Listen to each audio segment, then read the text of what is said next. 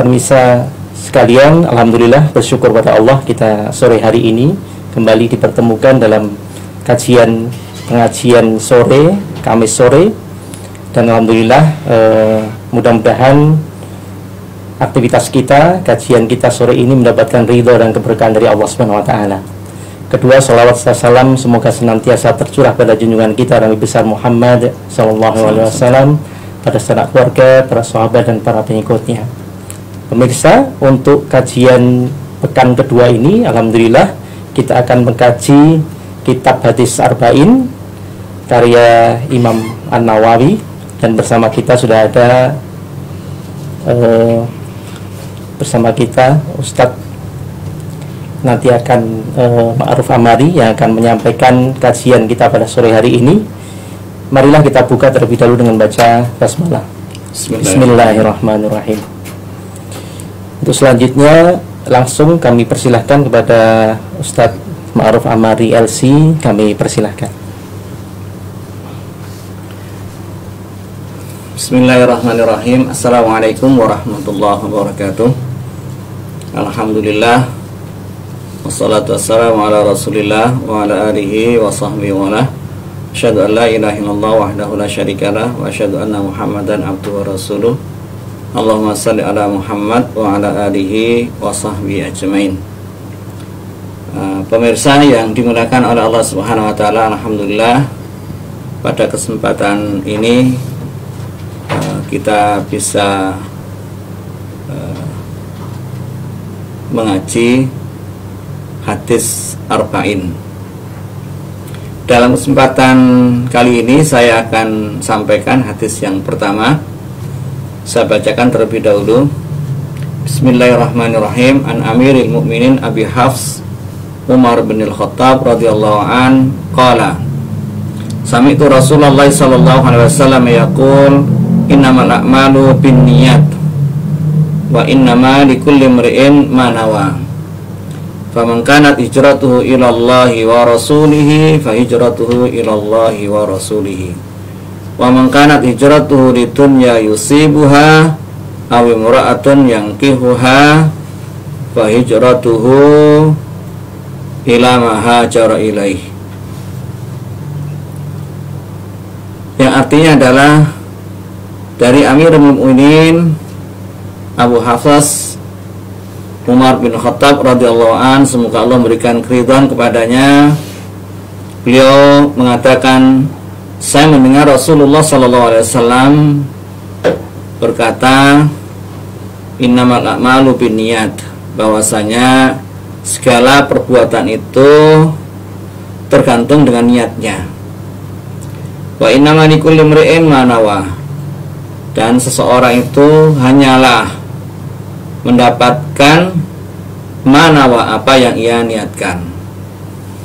Faman kanat hijratuhu ilallahi wa rasulihi, maka barang siapa yang hijrahnya ilallahi wa rasulihi, kepada Allah dan Rasulnya, tidak ada harapan-harapan yang lain, fa hijratuhu ilallahi wa rasulihi, maka hijrahnya kepada Allah dan Rasulnya.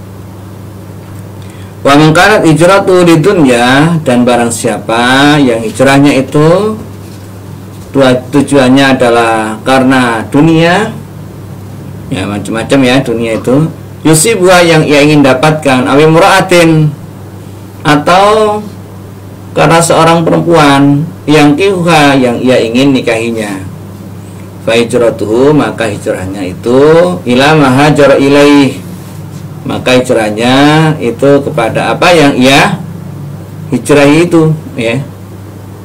Kalau untuk dunia ya dapatnya dunia, kalau wanita ya dapatnya wanita. Nah, pemirsa yang dimuliakan oleh Allah, bahwasanya hadis ini adalah hadis yang sahih, adalah hadis yang diriwayatkan oleh dua imam hadis besar, yaitu Imam Al-Bukhari dan Imam Muslim, ya. Nama beliau itu adalah, untuk Al-Bukhari, Abu Abdullah Muhammad bin Ismail bin Ibrahim ibn Mughirah bin Bardizbah Al-Bukhari. Nama aslinya Al-Bukhari itu Muhammad, ya. Cuma nama asalnya itu lebih dikenal daripada nama dirinya sendiri, yaitu Muhammad, ya. Dari kota Al-Bukhara, ya. Yang kedua adalah Imam Muslim, namanya adalah Abul Hasan Muslim, ya, ini nama aslinya dia, ya. Muslim bin Hajjaj bin Muslim Al-Qushairi An-Naisaburi. Ini hadis ini diriwayatkan oleh dua perawi hadis ini, dan ini adalah sudah tidak dipertanyakan kesahihannya, ya, karena sudah diriwayatkan oleh kedua imam besar ini dalam hadis, ya. Keduanya memiliki kriteria yang luar biasa ketatnya di dalam seleksi hadis-hadis Nabi Shallallahu Alaihi Wasallam, sehingga para ulama mengatakan tatkala suatu hadis diriwayatkan oleh Imam Bukhari atau oleh Imam Muslim, maka insya Allah hadisnya adalah sahih. Terlebih kalau diriwayatkan oleh keduanya, yang disebut dengan ada dua sebutan, ya. Ada yang disebut muttafaqun alaih, ya. Kemudian juga kalau menyebut sahihnya, ya, dengan sebutan fi sahihi ma, dalam dua hadis itu, ya. Baik, pemirsa yang dimuliakan oleh Allah Subhanahu wa taala, hadis yang tadi saya bacakan, hadis yang pertama dari Imam An-Nawawi. Sebelum masuk ke keterangan hadis ini, pemirsa yang dimuliakan oleh Allah Subhanahu wa taala, hadis Arba'in Nawawi ini artinya adalah hadis yang jumlahnya adalah 40, ya. Hadis yang jumlahnya 40, sekalipun tidak 40 persis, ya, tapi jumlahnya adalah 42, ya. Kenapa dikatakan arba'in, ya? Dikatakan arba'in ini tidak harus 40 jumlahnya, tetapi maknanya adalah 40-an, ya. 40-an, sehingga tidak harus 40, bisa 41, bisa 42, gitu, ya. Dan ini sebelum diterangkan macam-macam, ya. Kalau dalam bahasa hadisnya adalah syarah, kalau dalam bahasa Al-Qur'annya adalah tafsir, itu ya seperti tadi itu hadis yang sangat sederhana, ya. Jadi sahabat yang meriwayatkan itu siapa, mendengar dari Nabi atau melihat Nabi, kemudian isi hadisnya apa, kemudian perawinya siapa. Udah, itu aja, gitu kan. Jadi simple. Imam An-Nawawi mengarang kitab ini nggak panjang-panjang, nggak pakai an, itu semuanya dihilangkan sama beliau. Tapi sekali lagi bukan berarti beliau itu nggak hafal an-annya, ya. Tapi untuk menyederhanakan. Nah, Imam An-Nawawi rahimahullah adalah seorang ulama besar, pemirsa yang dimuliakan oleh Allah Subhanahu wa taala. Karya-karyanya luar biasa, ya. Nah, di antara karya yang monumental yang dikenal di masyarakat kita selain Al-Arba'in An-Nawawi ini adalah Riyadhus Shalihin, ya. Kitab Riyadhus Shalihin karya Imam An-Nawawi itu juga kumpulan kitab-kitab akhlak, dalam bidang akhlak, ya.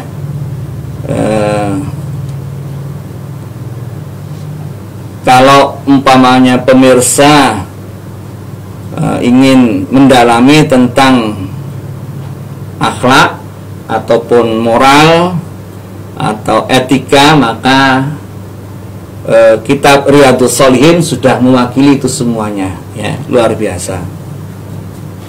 Kemudian dalam kitab fikih karya beliau yang monumental dan jumlahnya jilidnya ya itu banyak, itu adalah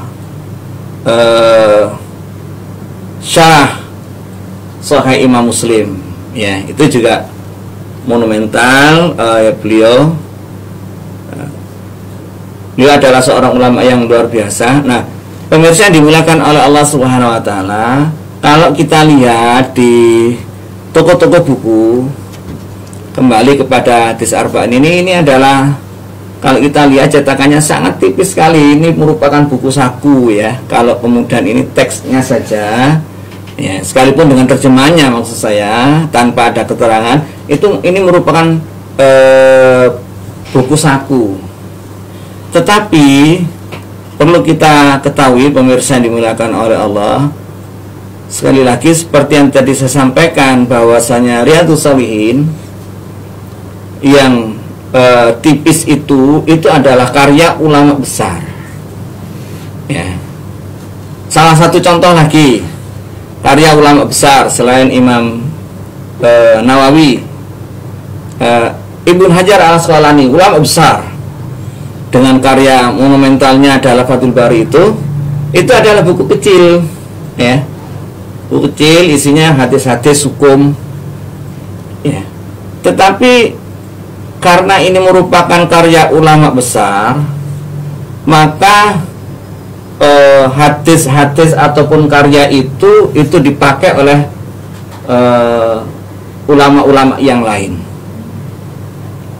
Jadi kalau umpamanya kita melihat, itu cuma hadis arba'in, jumlahnya cuma 40, saya bisa membuat 40 hadis karya ya, Al-Arba'in karya Syekh Fulan umpamanya, itu bisa gitu ya, semuanya bisa. Cuma kemudian siapa syekhnya itu, siapa si fulannya itu, tatkala ini adalah Imam An-Nawawi ya, kemudian Imam dan seterusnya itu, maka kemudian karya beliau semuanya itu kemudian pada generasi berikutnya itu digali lagi, disyarah lagi dan seterusnya. Kalau kita lihat Imam An-Nawawi ini dalam hadis arba'innya, ini enggak sedikit yang mensyarah hadis ini. Karena apa? Ya, karena yang ngarang dan kemudian ngarang ini juga tidak kemudian asal comot hadis pertama, hadis kedua, enggak. Tetapi hadis pertama ini apa, ini mewakili apa dan seterusnya, yang luar biasa. Ya. Jadi pilihan hadis 40 hadis lebih sedikit itu merupakan pilihan ya dari sekian banyak hadis yang beliau miliki ya. Nah demikian ya pemirsa yang dimuliakan oleh Allah Subhanahu wa taala, tentang hadis arba'in ini buku saku tapi karya ulama besar ya. Dan kemudian dari buku saku ini sejumlah para ulama, sejumlah ulama itu mensyarah hadis arba'in ini. Di antaranya adalah Syekh Al-Utsaimin ya.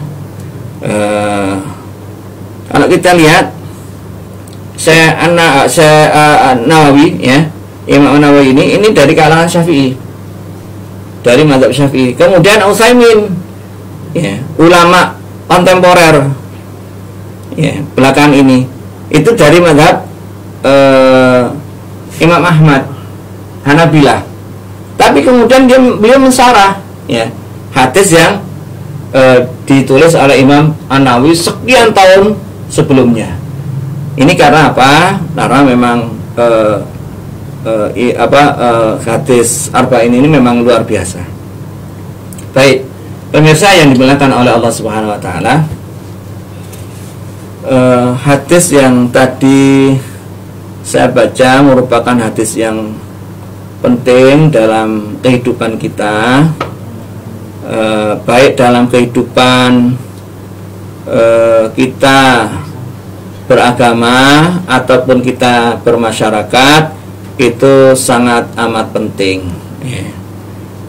Oleh karenanya Imam An-Nawawi meletakkan hadis ini pada urutan pertama. Hadis ini adalah hadis tentang niat hadis tentang keikhlasan. Ya, ini merupakan landasan dalam kita beramal, dalam kita beraktivitas. Sebelum beraktivitas, nah aktivitas itu perlu dilandasi. Apa landasannya? Landasannya adalah niat keikhlasan hanya untuk Allah Subhanahu wa ta'ala.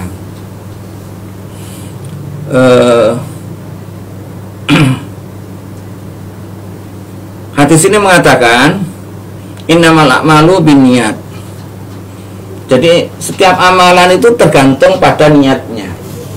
Apa niat tujuan daripada seseorang untuk beraktivitas itu? Ya, yang pertama, apakah untuk Allah atau untuk selain Allah? Dalam arti Allah dan hari akhir, ya, Allah, Rasulnya, untuk Islam, untuk umat, ya, untuk orientasi-orientasi ukhrawi. Atau kemudian orientasinya adalah orientasi duniawi sesaat. Itu semuanya kembalinya kepada niatan, ya. Apakah niatnya itu untuk Allah, seseorang untuk beramal, ya, setiap hari, sholatnya, puasanya, kemudian aktivitas bermasyarakatnya, aktivitas berpolitiknya, aktivitas bernegaranya, apakah lillahi ta'ala, ya. Kalau kita belajar, ya, di pondok-pondok itu kan lillahi ta'ala, lillahi ta'ala. Nah, jadi kita diuji apakah sholat kita itu betul-betul lillahi ta'ala, ya. Kita sedekahnya lillahi ta'ala. Besok ini berkorban itu, ya, korban, ya, hari raya itu. Apakah korban kita itu lillahi ta'ala atau selain Allah Subhanahu wa ta'ala? Pamrih, untuk jabatan. Nah, hadis ini juga mengatakan demikian. Yang didapatkan pemirsa yang dimulakan oleh Allah Subhanahu wa ta'ala, yang didapatkan orang dari beraktivitas itu adalah sesuai dengan yang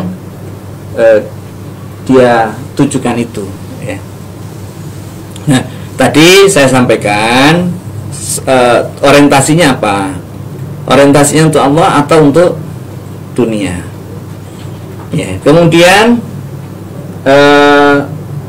membedakan antara ini ibadah atau ini muamalah atau ini budaya atau ini kebiasaan, itu juga yang membedakan adalah niatnya.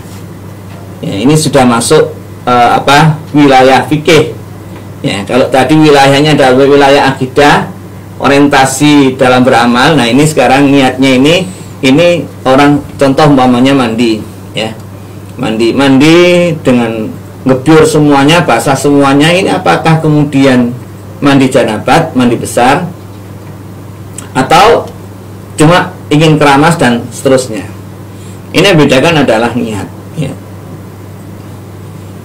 Orang duduk di masjid, ya, apakah dia iktikaf atau semata-mata berdiam diri di masjid? Itu yang bedakan adalah niatnya. Jadi fungsi niat itu adalah membedakan ini ibadah atau kebiasaan, ya, yang tidak ada nilai ibadah sama sekali. Dalam arti ini merupakan ibadah, begitu, ya. Itu yang bedakan adalah niat, ya. Nah, termasuk nanti lebih dalam lagi dalam urusan fikih, kemudian membedakan antara ibadah yang satu dengan ibadah yang lain. Umpamanya sholat 2 rakaat pagi hari sebelum terbit matahari. Ini yang bedakan apa? Apakah ini sholat subuh atau sholat sunnah sebelum subuh? Ya, ini yang bedakan adalah niatnya, ya. Jadi niat itu membedakan antara satu ibadah dengan ibadah yang lain, ya. Bentuknya sama, jumlahnya sama, tempatnya sama, kira-kira begitu. Tapi yang membedakan adalah niatnya. Nah, kembali kepada tadi pemirsa yang dimuliakan oleh Allah Subhanahu wa taala, bahwasanya yang didapat oleh seseorang itu adalah niatnya ya. Oleh karenanya tadi seawal saya katakan betapa pentingnya hadis ini. Seluruh amal ibadah itu ya yang jadi ukurannya nanti diterima tidaknya itu adalah niat ya. Sebelum bicara tentang apa yang ia kerjakan, seberapa besar yang ia kerjakan, berapa besar yang ia korbankan, berapa besar dampaknya dari amal aktivitas dia, sebelum bicara ke sana adalah apa namanya landasannya, niatannya apa? Apakah lillahi ta'ala atau untuk pribadinya, untuk dunianya ya. Kalau umpamanya seseorang beraktivitas ya, tapi bukan karena Allah Subhanahu wa taala, padahal aktivitas ini adalah aktivitas mulia ya, aktivitas kemasyarakatan, aktivitas politik juga mulia ya, pemirsa yang dimuliakan oleh Allah ya. Sekalipun banyak yang mengatakan politik itu kotor, tapi saya melihat politik itu adalah juga bagian dari agama ini ya. Tergantung kita ya, tergantung kita mau berpolitik kotor atau mau berpolitik bersih ya. Nah itu kembalinya apa tujuannya, lillahi ta'ala atau untuk dunianya, untuk dirinya, untuk menumpuk-numpuk kekayaannya. Makanya Rasulullah SAW mengatakan wa innamal likulli imri'in ma nawa. Kalau orientasi kehidupannya ya, kok kayaknya enaknya kehidupan itu ya, sehingga saya tidak memilah antara ini agama ataupun kemasyarakatan, orientasi hidupnya itu ya, itu lillahi ta'ala atau untuk dirinya sendiri. Nah pemirsa yang dimuliakan oleh Allah Subhanahu wa taala, kalau untuk Allah dan Rasulnya, untuk ukhrawinya, untuk umatnya ya, maka yang didapatkan adalah ya balasan dari Allah Subhanahu wa taala tentunya. Dan dia tidak punya bayangan aku engko suge, aku mengko dadi pejabat ini, aku engko dipilih dadi ini dan seterusnya. Itu tidak ada bayangan sama sekali ya. Memang gua pikirin kira-kira begitu ya. Jadi kalau umpamanya lillahi ta'ala, maka yang dipikirin adalah aku iki ikhlas apa ora, gitu ya. Nanti dapat balasan dari Allah apa tidak. Tapi kalau orientasinya adalah dunia, dari beraktivitasnya dia itu, maka pikirannya adalah aku iki untuk apa mengko ya. Segala perbuatan yang ia kerjakan itu kemudian ada pertanyaan dalam dirinya, aku untuk apa, aku terus jadi apa, dan seterusnya. Pemirsa yang dimuliakan oleh Allah Subhanahu wa taala, orang munafik itu ya, orang munafik itu kan orientasi dalam beraktivitasnya, kehidupannya itu kan kepura-puraan agar mendapatkan sanjungan. Nah, orang yang niatannya sejak dari awal itu adalah untuk kepentingan pribadinya ya, untuk dunianya itu, maka sekalipun itu adalah bentuknya ibadah ya, sholat umpamanya, maka dia akan dapatkan itu, orientasinya itu, aku sholat berjamaah di masjid ini, aku entuk opo ya. Apakah orang melihat saya datang ke masjid, apakah saya kemudian nanti di ya kelasnya kelas jamaah di masjid, berarti apa terus aku jadi bendahara masjid, apa aku jadi ketua takmirnya, apalagi kemudian kalau masjidnya itu masjid bergengsi ya, ono duitnya meneh. Nah ya gitu. Nah itu yang kalau orang itu pada dirinya ada orientasi pribadi ataupun orientasi duniawi. Tapi bagi seseorang yang memang dari awal dia beraktivitas itu untuk Allah dan Rasulnya, maka sama sekali tidak ada pikiran-pikiran aku untuk opo. Bahkan kemudian yang ada pada benaknya, karena ini aktivitas yang saya tujukan untuk Allah, terus apa yang bisa saya lakukan, apa yang bisa saya korbankan, ya, apa yang saya berikan, dan seterusnya, bukan apa yang saya dapatkan. Nah, oleh karenanya pemirsa yang dimuliakan oleh Allah Subhanahu wa taala, di paruh kedua dari hadis ini adalah sebagai contoh, ya, orientasi tadi itu dua orientasi ukhrawi dan orientasi duniawi. Faman kanat hijratuhu ilallahi wa rasulihi fa hijratuhu ilallahi wa rasulihi. Maka barang siapa yang hijrahnya untuk Allah dan Rasulnya, artinya orientasinya gitu ya. Dalam contoh ini adalah contoh hijrah, ya, seseorang yang ikut hijrah bersama Rasulullah SAW. Orientasi dari dia ikut serta dalam hijrah ke kota Madinah itu apa? Kalau orientasinya untuk Allah dan Rasulnya, maka dia dapatkan apa? Pahala dari Allah dan Rasulnya.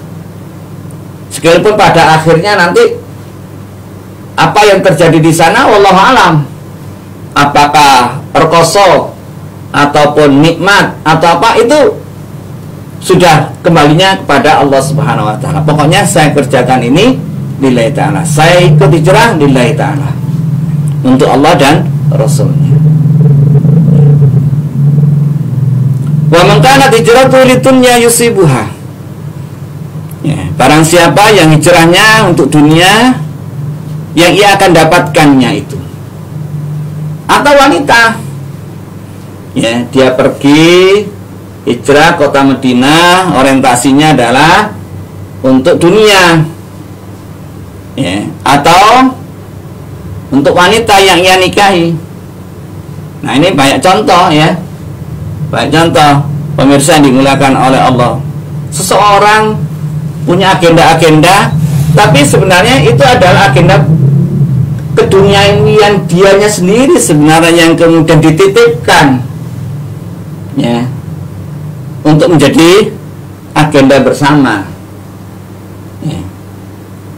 Padahal ini bisa dalam bentuk begitu, ya. Jadi karena dia punya posisi, akhirnya dia titipkan agenda pribadi menjadi agenda bersama. Atau kemudian ada agenda bersama, program bersama, ada kegiatan bersama, ya. Nah, kemudian dalam kerja-kerja itu, agenda-agenda bersama itu ada sesuatu yang dia, orang lain mungkin tidak kepikir, ya. Nah, orang itu kepikir, ini peluang. Kalau saya kemudian masuk di sini, saya peluang dapat ini, dapat itu, dan seterusnya.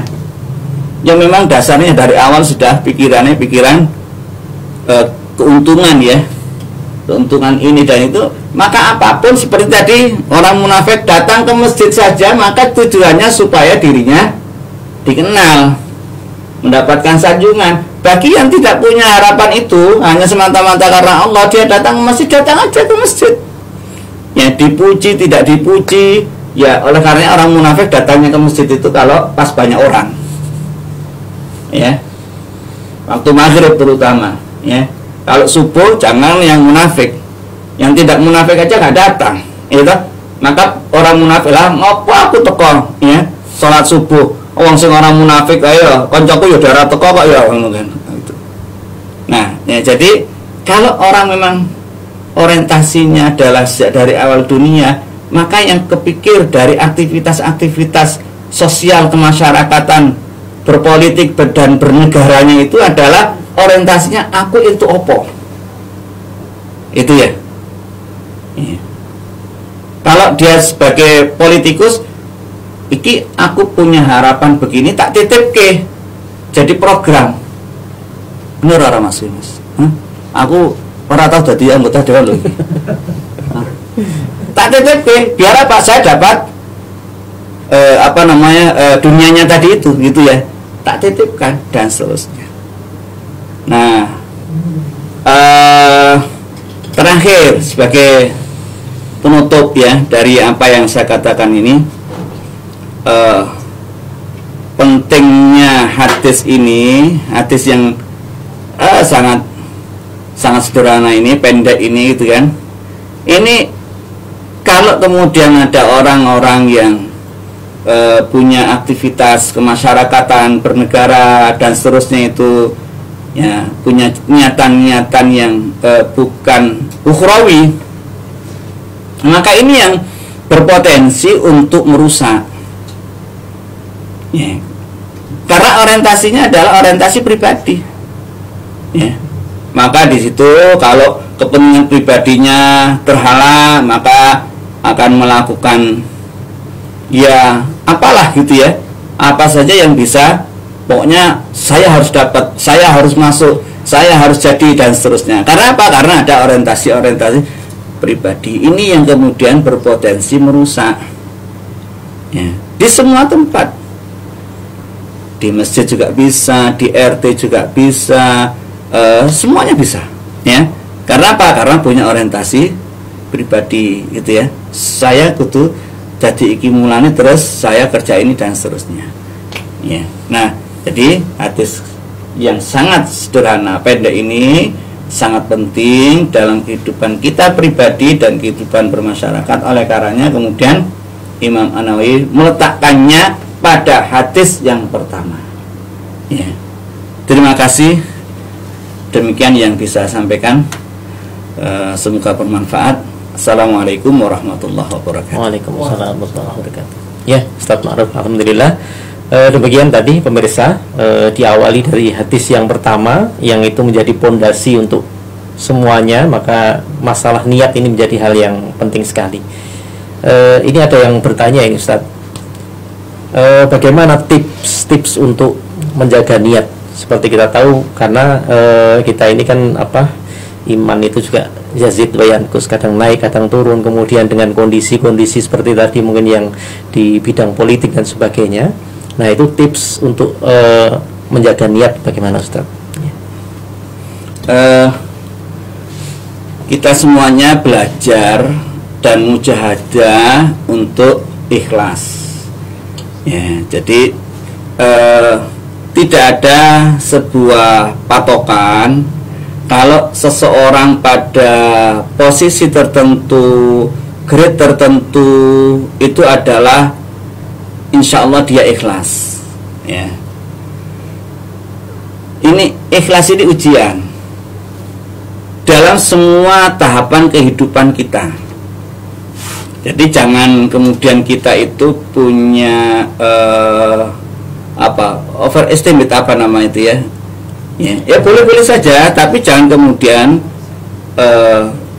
seseorang yang sudah pada grade tertentu insya Allah dia adalah orang yang ikhlas ya. Kalau punya husnuzon begitu, itu ya memang kita bagus ya punya husnuzon seperti itu. Tetapi menutup kemungkinan adanya riya, adanya orientasi dunia, mesti dia itu orang ikhlas sekarang. Nah, seperti ini kok menurut saya kurang tepat ya. Para ulama mengatakan yang paling berat di dunia ini dalam kehidupan kita ini adalah menghilangkan rasa riya. Ya, riya itu kan hubungannya dengan keikhlasan juga ya. Begitu seseorang mampu menghilangkan rasa riya ya, satu bentuk riya, maka muncul riya-riya yang lain. Jadi nggak mudah ya seseorang itu melakukan aktivitasnya dengan ikhlas, itu nggak gampang ya. Sekalipun kemudian kita tetap bermujahadah ya, berusaha melakukan aktivitas itu, semuanya adalah untuk Allah Subhanahu wa taala. Karena rugi ya pemirsa yang dimuliakan oleh Allah, kalau kita beraktivitas ya kemudian tidak karena Allah Subhanahu wa taala, itu nanti muspro di hari akhir nggak didapatkan. Ya. Sebesar apapun yang kita dapatkan di dunia, ya, dengan apa tadi aktivitas bukan nilai ta'ala, sebesar apapun yang didapatkan, itu dibandingkan dengan seseorang beraktivitas ikhlas karena Allah, itu nggak ada apa-apanya di hadapan Allah, sebesar apapun. Ya, oleh karenanya tatkala kita beraktivitas, murnikan aktivitas itu, ya, hanya untuk Allah Subhanahu wa taala. Nah, itu satu ya tadi ya, sudah masuk ya. Jadi kita harus yakini bahwasanya apa yang kita dapatkan dari Allah itu jauh lebih besar, ya, dibandingkan apa yang didapatkan oleh seseorang tatkala dia beraktivitas niatnya untuk dirinya dan dunianya. Itu nggak ada apa-apanya dibandingkan dengan yang diberikan oleh Allah Subhanahu wa taala pada kita. Bahkan kemudian tatkala seseorang beraktivitas hanya untuk dirinya dan dunianya, maka dia tidak didapatkan apapun di sisi Allah Subhanahu wa taala. Nah, kenapa kemudian muncul niatan-niatan duniawi itu? Karena ada kepentingan. Ya, karena ada kepentingan. Karena merasa masih butuh. Ya. Nah, hal-hal seperti itu tuh dihilangkan. Ya. Jadi kalau umpamanya kita masih butuh duit, masih butuh ini dan itu, maka cari di tempat yang lain. Kalau di situ ada, mohon maaf, ada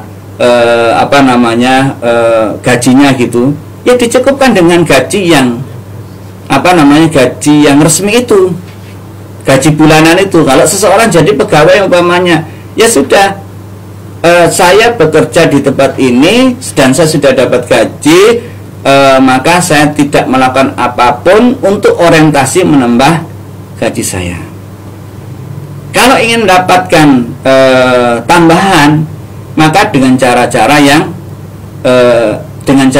yang dibenarkan oleh agama, ya, termasuk dalam hal-hal yang hukum-hukum positif, hukum-hukum berbisnis dan seterusnya, ya, dibenarkan oleh Allah ini, ya, orientasinya, kemudian caranya, gitu kan.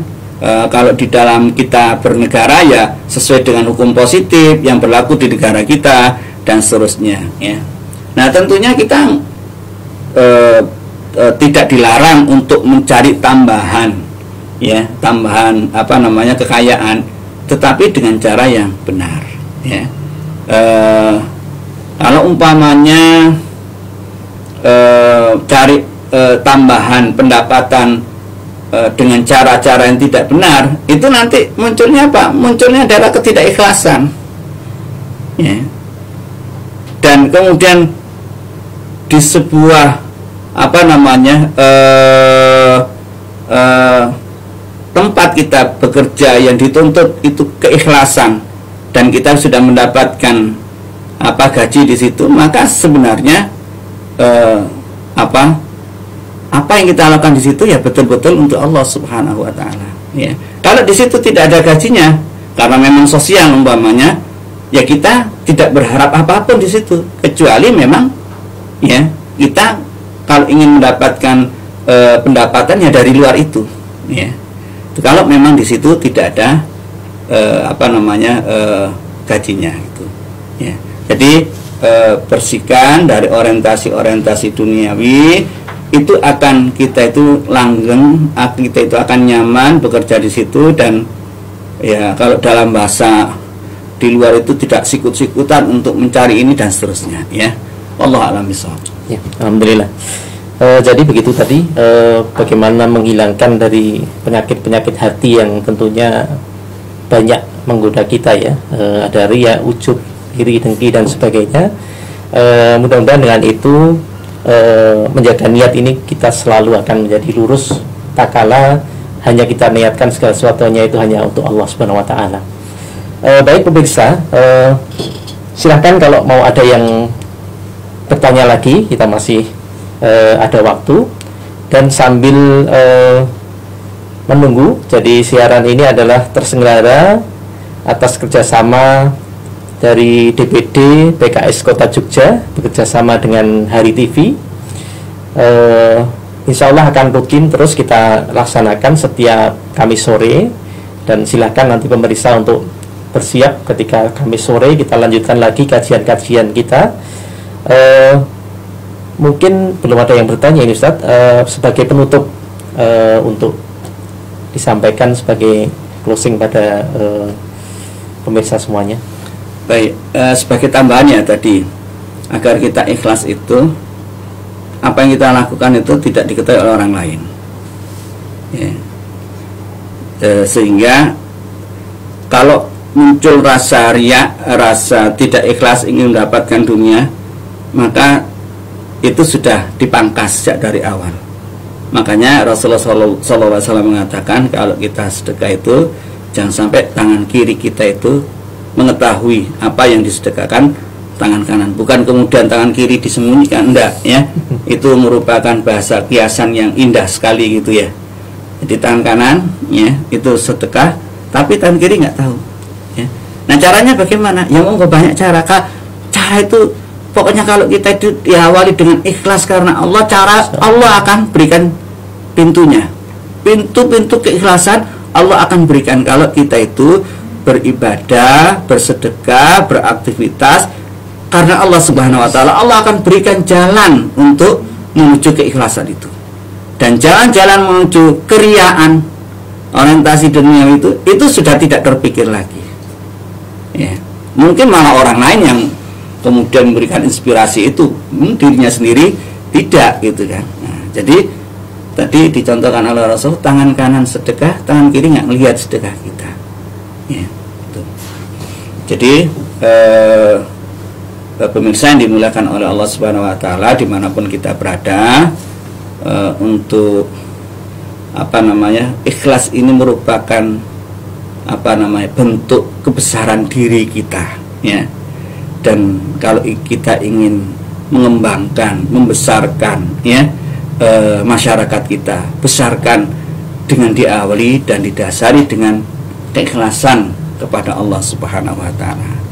Demikian yang bisa sampaikan. Terima kasih, mohon maaf atas segala kurang dan khilafnya. Assalamualaikum warahmatullahi wabarakatuh. Waalaikumsalam warahmatullahi wabarakatuh. Jazakallah pada Ustaz Ma'ruf Amari. Pemirsa semuanya, jadi silakan media ini kita manfaatkan. Kalau seandainya ada yang dari para pemirsa ada yang ingin produknya, ya, di sini juga alhamdulillah salah satunya kita didukung oleh produk sambal ikan asap istimewa Maknit Maknyus. Nah, ini Maknit ini apa? Nanti kita bisa tanya sama nomornya ya, di sini bisa dihubungi. Kontaknya adalah 0819 0409 2425 ya.